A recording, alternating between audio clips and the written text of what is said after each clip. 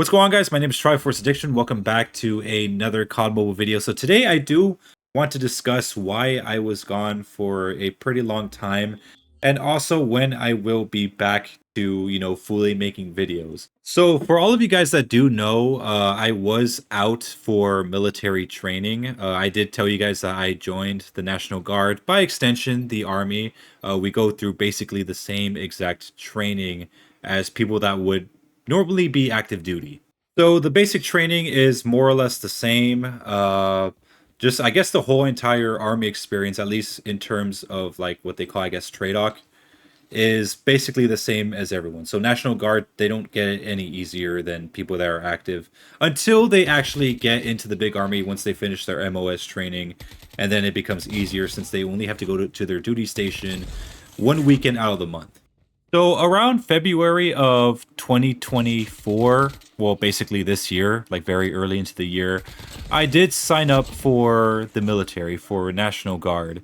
And I tried to, like, get through basic training fast, or at least get there a bit quicker. I mean, usually sometimes it takes people like 6 months after signing up to get in to their basic training, but I kind of just told my recruiter I just want to get over with fast. So I went from like February to like May 6th. That's when I went to Fort Jackson for basic training. And ever since then, I've been completely out of making videos. I can't really. I mean, like during basic training, you have like no access to any technology at all. The closest thing to technology that you have access to is maybe your phone, but that's really only on Sundays. So throughout those few months, I wasn't actually able to play COD Mobile, let alone even record anything because, again, out of town, no computer access. And yeah, I mean, it took about 10 weeks to actually finish the basic training, but keep in mind, I was there a little bit longer. So let me explain that. When we start the army process, we go through reception first before we even begin basic training or any other program that you need to get into. So the reception process is basically you getting your uniform, your name tags, getting the haircut. For training, you usually go bald until you finish basic training. And you're there for maybe about a week at the very most, and then you get shipped off to that said training. For me, it was a little bit different. I don't really mind getting into this. I know a lot of people would find this personal to talk about because, yeah, I mean, like reception is not a place a lot of people like to discuss. If anything, reception is probably the most painful process other than basic training itself. And that's mainly because there's a lot of people that go in to the reception area, like the reception battalion, very late at night. So for example, like for me, I woke up like at 10 p.m. and I didn't get to Fort Jackson until like probably 10 p.m., like basically like 12 hours later. And from there, they basically kept you awake until like the next day around 8 p.m. So we were running on like maybe 30 plus hours of like no sleep. They were trying to speed us along because keep in mind, it was near the summertime and a lot of people that just graduated high school start joining the army. So they get like an influx of trainees ready to go. Reception is kind of like one of those things where they try to discipline you as much as they can before you get into basics, so you get like an idea. And keep in mind, in the reception area, there are also drill instructors slash drill sergeants, kind of just all over the place. So they're not being like completely aggressive towards you. If anything, they talk to you with a little bit of aggression, but not to the point where they're just like at your face, just yelling at you. Those were usually called shark attacks, but from what I heard, they don't really do that anymore. But they try to instill as much discipline as humanly possible, and one of those things, of course, is the lack of sleep. Like I said, we were running on 30 hours plus with no sleep, and sometimes they wouldn't even sleep until a day after. So, like, there would be people running with 40 plus or even more hours of like no sleep. But that's by design because when you're on the field or anything, or even during basic training, you're going to be extremely sleep deprived. In reception, that's probably when you're like the most sleep deprived. And the thing is that in reception, you're usually there for like a week or so. But for me, I ended up staying there for a month and a half. So um, it kind of took a toll on me. I won't lie. You could ask anyone that you know that probably has gone through army training. Like reception really isn't the best place um, at all. Like again, some will agree, if not most will agree that it's worse than basic training because the first day when you get your uniform, they make you wear your boots to kind of like just kind of wear them out so they could fit better. That first day that I had them, they were completely awful. It felt like my toes were getting just squished and like the boots were just like really rock solid hard, so I was just getting nonstop blisters. They got bad to the point where I couldn't even walk anymore, so I had to switch to like the army issued PT shoes. And even then it still hurt because at that time I was already standing for countless hours. So yeah, like your body needs to adjust to like just standing in formation for a very long time, or just waiting in line to be processed with something else, such as financial, or even just simply waiting for your haircut. Like there's just a lot of waiting in reception, but that doesn't stop there. I mean, in basic training, when you get there, like there's a lot more waiting as well, but it's not as bad since your body starts to kind of like adjust to it. But of course, with army training, it kind of differs between people because we had different programs for certain people that had, like, I guess, deficiencies that they had to work on, such as, I guess, intelligence or body weight. So we had the arms program for people that were overweight or underweight. And we also had programs for people that didn't pass their ASVAB or they just wanted a better score to get a better, like, MOS, like a better military job. For me, I didn't have to go through O9 Mike because like I already got a pretty good score and I already chosen my MOS.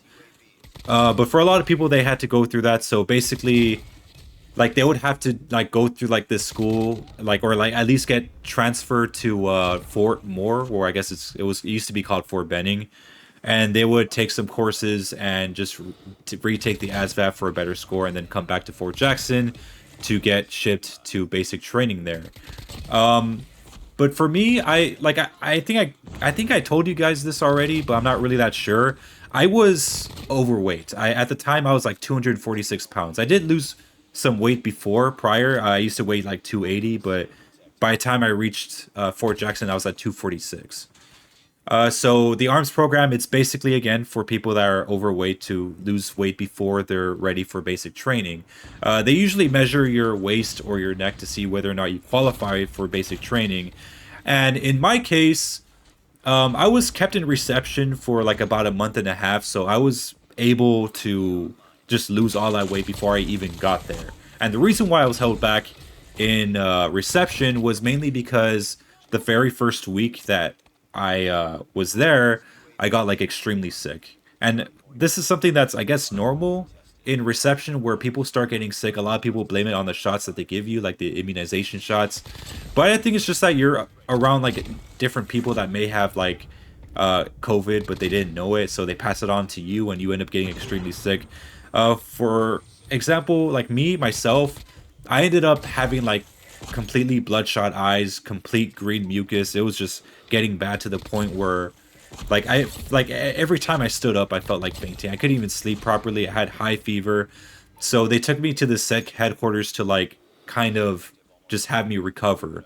And I won't lie to you, I kind of stayed there for longer, well not longer, for like a shorter time than what I'm supposed to, because usually when you're in sick headquarters you usually have to stay there for about 4 to 6 days. For me, it was just like maybe 2 to 3 days, and they put me in this holdover bay, like this holdover room, where I had to like wait to get shipped.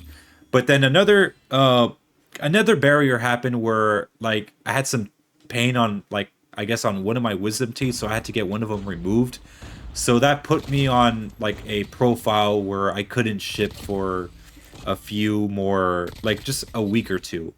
So over time, it kind of like accumulated to a month and a half before I could even get to the arms program. But by then, I've already lost like most of the weight. I was already in the 210s. So like basically in one of the holding centers before I got to Fat Camp, they measured me and they basically said I immediately qualified for basic training. But they still sent me to the Fat Camp anyway, but it was only for like 1 week. It turns out they had to like kind of change the standards a little bit because you know when they tape you out, they usually tape your waist or like they measure your waist and your neck, but they only started measuring your waist like at that point because you know there were people that were like extremely fit but you know maybe they had a larger neck, so they would accidentally qualify for the arms program. You know, people were getting screwed over because of that. So they ended up just like letting us be measured by the waist and then just qualifying us like that. And I will admit, I mean, for me, I knew I was ready for BCT, but for others, there's some that kind of slipped through the cracks, and it definitely showed because at least in my battalion for basic training, there were people that were kind of underqualified in terms of their like physical attributes. There were people that were either still really big and not fit enough, despite them still being at that fat camp longer than I was. And there were people that were skinnier than me and didn't have any muscle or strength to do like just basic physical fitness. So it was kind of like a double-edged sword. It was a good thing and a bad thing, you know, for people that like yeah, they might have been on the bigger side, but they still have some physical fitness experience. You know, they're able to do push-ups pretty efficiently or run. It was helpful because they were able to speed up their progress. And for me, I mean, I probably would have stayed there for a few weeks, if not like maybe a month or two, had I like left reception earlier or when I was actually supposed to within that first week. But when I was just losing weight constantly there, I mean, like they saw me not really having a reason to be there. So they just immediately put me in like a holding center for BCT. I mean, I was there for that week. I mean, we went through some fat camp like workouts and it was actually pretty fun. I did like working out there. And if anything, the way that the drill sergeants are there, they were actually a lot better than they were in basic training. I actually felt like I got the best out of the drill sergeants while I was at that fat camp than I actually did in basic training because, you know, I mean, every drill sergeant's different. You know, some of them are pretty calm. I came to learn that. Some of them are pretty rough. Some of them are kind of like in the middle. You know, they won't yell at you unless they need to. But in fat camp, man, it was extremely brutal. The moment you got there, they were just all screaming at you. Like you basically got that full drill sergeant experience. But for basic training, it was a little bit different. Yeah, they screamed at you, but it wasn't as often. But still pretty interesting to learn like some nutritional facts. They had a captain there that was kind of like guiding us whenever we went to like the little cafeteria. They would kind of guide us on what was good, what was not. They would evaluate you as you're getting your food. It was all pretty fun, and like you know, the drill sergeants. I mean, we had some funny moments with them too. I mean, it's not just like a kind of like a weird misconception for those people that maybe have not been through training or they're about to. You know, they usually think that drill sergeants are always going to be at your face just screaming at you. That's not always the case. Sometimes they talk to you like normal people. They will help you out. You know, they're not like again, they won't scream at you unless they have a reason to. But after that week of being in fat camp, basically they moved us to another holding center. I literally thought we were gonna get moved to the basic training that day that we left the fat camp, but no, they just put us in another holding center for like another week, which kind of sucked, but there was a little bit more freedom. And the cool thing about the fat camp and those holding centers were that you were able to sleep for much longer. And that was something that was like I really appreciated because keep in mind, I got that reception treatment for way longer than most people would be able to endure. And the thing is that in reception, you're still able to back out. So if you find it all too overwhelming, you're able to quit and they'll take you home. But it does take some time for them to do so. But for me, I mean, a lot of people were surprised that I even stood, like, that I even waited that long to get shipped. Like, because they said most people would have quit, but I was one of those people that stayed there long enough and did not quit. So I guess I could say I have a lot of, I guess, mental fortitude for that. But yeah, like once you relieve reception, things do get better. You're able to sleep a lot more. In fact, in the fat camp, you're actually able to sleep for a good 8 to like 12 hours. Like they'll send you to bed like at 6 p.m. and then they won't wake you up until 5 a.m. So that's like 11 hours of sleeping. So you do get like a lot of time to sleep there compared to like the 2 hours a day for like a month and a half that I had in reception. So once I reached basic training, well, basic training usually lasts 10 weeks. Well, I mean, it's supposed to last 10 weeks. That's like, it's all like scheduled and everything. Um, it was like it became a little bit harder again. You got a little bit less sleep, but not to the point where it's anywhere near reception. You get like maybe 5 hours of sleep, maybe 7 or 8, depending on like what you were doing that day. So, there'd be days where they would want you to wake up at 3 in the morning. There would be days where they want you to wake up like at 5 or 6 in the morning. Usually on the weekends, they were a little bit more lenient. They would have you wake up like at maybe 4 or 5, and sometimes like specifically on Sundays they would have you wake up like at 6 in the morning. But like during the days where I had to go to the range and train with my rifle, it was a little bit more. They were a little bit less lenient on that because, yeah, we had to get to those ranges early because we were there all day. So we would like wake up like at 3, get our stuff ready, and then go to the range and then come back like around 3 to 4 p.m. So we were there all day. But other than that, like they were a little bit more generous with that. But like, of course, the training is a lot more like hard, and like me getting in there after spending a whole month and a half in reception plus the time that I spent those holding centers and fat camp. I won't lie, I came in a lot more mentally fatigued than most people did. It's like if you're starting a race, but you're like just tired from like training like a few hours ago. That's kind of like how it felt. A lot of people that like were at basic training with me or that arrived alongside me, there were people that just got a reception, so they had a lot more patience than I did. They were excited, they were pumped up to start basic training. But for me, I was like already like I felt like I was like already mentally checked out because I've already been there so long. So I went through all the three main phases. Well, there's four technically. We have a yellow phase that's like the beginning portion of basic training where they're kind of at the drill sergeants are at their worst. They're yelling at you. They're like they're smoking you a lot, and you kind of like just learn the basics like the ranks, how to address people in certain ways. Like for example, if you're talking to a sergeant or a drill sergeant, you just address them by drill sergeant or sergeant. But if it's like an officer, you have to say sir, maybe salute. Like you have to like do a salute whenever you see like an officer outside. So just stuff like that. But then you move on to red phase where we kind of start like the obstacle courses. We have like the victory tower. We have like just basically just the confidence stuff. Just team building exercises, all that stuff. It wasn't really that exhausting for the most part, but it wasn't until we got to white phase where like exhaustion was starting to become a real issue because we had to wear heavier equipment. We had to carry the weapon with us at all times. And yes, the M4 is not really a heavy rifle at all, but I mean, the longer you hold it, the more you're gonna struggle with it. And keep in mind, you had to like front load your backpacks, which had your helmets in it, like just a lot of stuff. So yeah, it did take a strain on your body, especially for me. Like my back was just killing me the entire time. And eventually, like after like at the end of every phase, like for red phase, we always have like a field training exercise where we go out into the woods for like a day or so, and we just act like if it's like I guess somewhat of a war scenario. We dig foxholes, and then we basically stay in the prone position for hours on end, pulling security. And during the night, we take turns. We have like an hour of sleep, and then we switch turns, and they will have an hour of sleep. Your battle buddy will.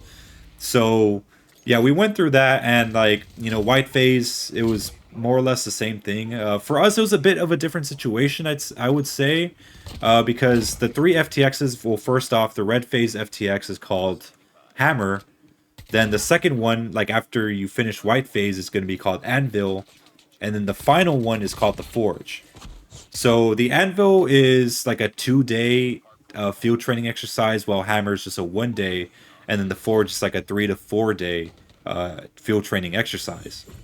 We were able to do, I guess, the whole Hammer event, but unfortunately for the Anvil, we were kind of like doing it in the middle of, I think, like a hurricane or a tropical storm. So like we were trying to dig foxholes the entire time. We were only there for like just the day, and then we just went back to the company building because everything just got rained out. It was just that extreme, and plus, like they were like they had to make sure that we weren't like getting trench foot or like getting major blisters on our feet because our feet were like just wet the entire time.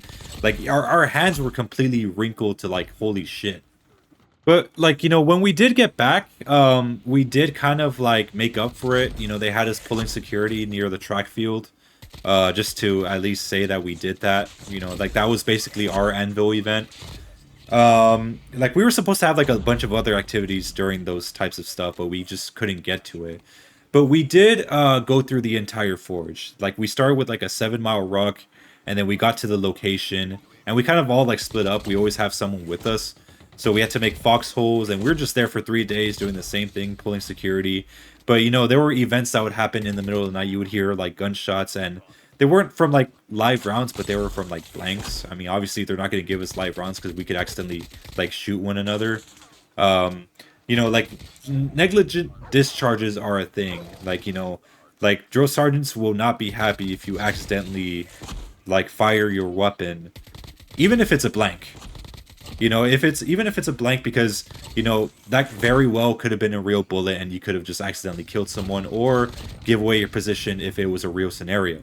And that's exactly what some of the trainees did. I never had a negligent discharge, thankfully. I mean, like you have to like purposely have done it because like the selector switch, they have auto, semi-auto, and then safe. The thing is that like you would have to purposely set it to semi-auto, and like there's no way that you could accidentally do that. So some of them were reckless. They would do negligent discharges with their blanks, and drill sergeants will get after them. I'll never forget this one time where there was a guy like near me that like I guess he dropped his weapon and it just fired. I don't know how that happens, but it did. And my senior drill sergeant, he was probably one of the more, I guess, tougher drill sergeants of that, basically my entire, probably the entire battalion. He goes up to him, he ejects the magazine from the rifle, and he takes out the extra round that was in the chamber, and he basically just like tossed it like 20 feet in the air and started screaming at him. So yeah, they take that stuff extremely seriously, and I don't blame them for that. If anything, my senior drill sergeant specifically was very picky about like safety and everything. I mean, like there was like I think during one of our team building exercises, we had to like kind of like grapple or like use this rope to get to like another side of a platform. And there was this one girl that was trying to get through, and they had safeties under them, two people just making sure that like they were able to catch them if they did fall. And the thing is that they got distracted, and the girl ended up falling and actually hit the ground, and they weren't paying attention. And a lot of people were kind of just laughing. I mean, it wasn't like the fall wasn't enough to like really damage her, but I think she ended up like getting like a little bit of a bruise. But my senior drill sergeant was the only one that like started screaming at everyone, telling us to take this seriously. And yeah, like I kind of like respected him a lot for that. And keep in mind, he was like one of the drill sergeants that he wouldn't scream a lot, but he was very calm. He was also like very calculating. But yeah, stuff like that would like set him off like pretty good. And like again, it takes a lot to like really piss him off. If anything, I think like in my platoon, I was fourth platoon. We had like the strictest drill sergeants. Well, not the strictest. I mean, one was like very comedic. He would joke around with us a lot, but like he would smoke the entire company like just countless times. If anything, all the smokings that occurred in our company was basically given from that specific drill sergeant. But at the same time, everyone loved him still because he was very fun, comedic, and everything. But the senior drill sergeant for my platoon was a lot more, like he was a lot more calculating. He was a lot more quiet. He did bond with the trainees as well. I mean, obviously, but he was a lot more serious than just the regular drill sergeant. He was a lot more rough at us in the beginning, but then as time went on, as he went through the phases, he started to talk to us a lot more. Like at the end of every training exercise, we'll go back on the bus, and he would start asking us like how we felt about it. It like he was, if anything, he was probably the best drill sergeant that I've seen so far. And even in AIT there are drill sergeants, but this one was just he was amazing.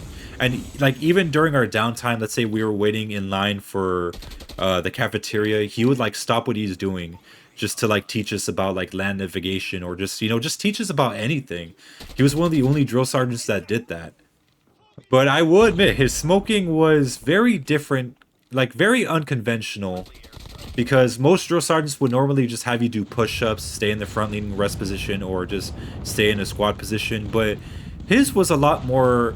His methods of torture, I guess, would be a lot more psychological.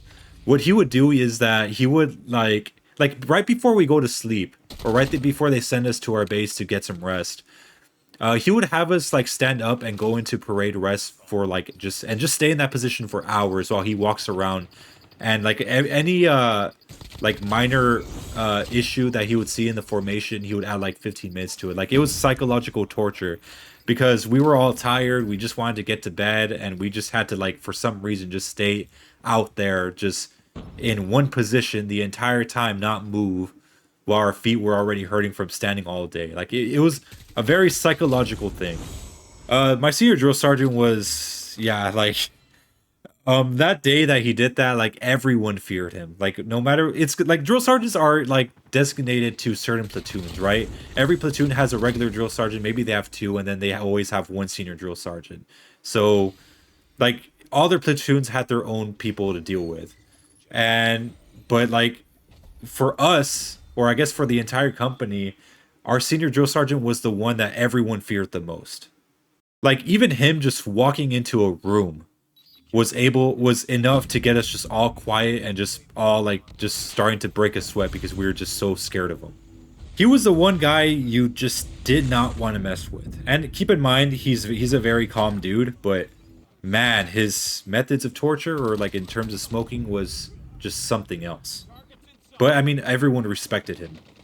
But eventually, of course, I went through all those training exercises, of course, with him leading the way, and he did an excellent job. I mean, we had duty weeks, and our platoon was assigned on certain like dates. I mean, we were assigned for duty week on the anvil and also graduation, so we were in charge of like getting all the gear out and everything, and he executed everything perfectly.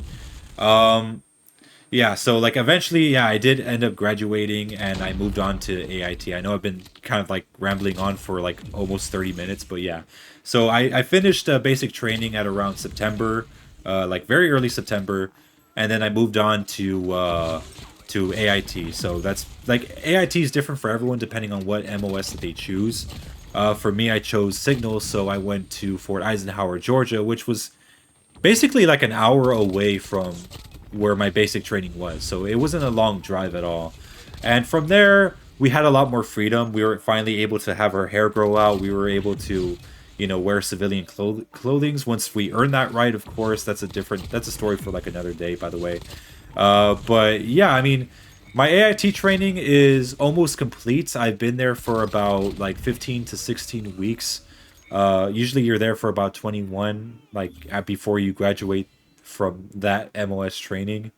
So yeah, I'm just about almost done. Like the reason why I'm making this video right now is because we are on holiday block leave. So basically, we're able to spend about 2 weeks with our families and then just come right back to finish our training. I go back to the military base around like January 2nd, so I'm not going to be out. I'm not going to be here too long. So I'm making this video right now because I have the time to do so.